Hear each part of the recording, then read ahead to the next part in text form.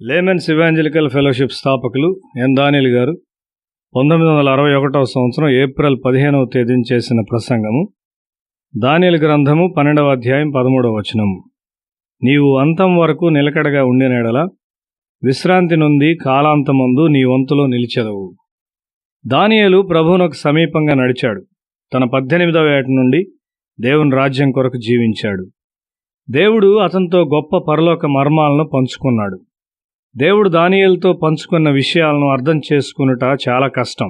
దేవుని మర్మములను అర్థం చేసుకునుటకు దేవుని నుండి శక్తిని పొందుటకైనా ఒక ప్రత్యేకమైన విశ్వాసమును అతడు కలిగి ఉన్నాడు.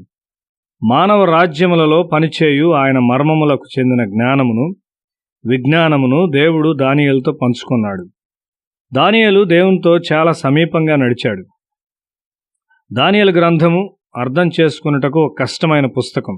ప్రస్తుత కాలపు మరియు భవిష్యత్తు కాలపు సంఘటనలు అందులో ప్రస్తావించబడినవి.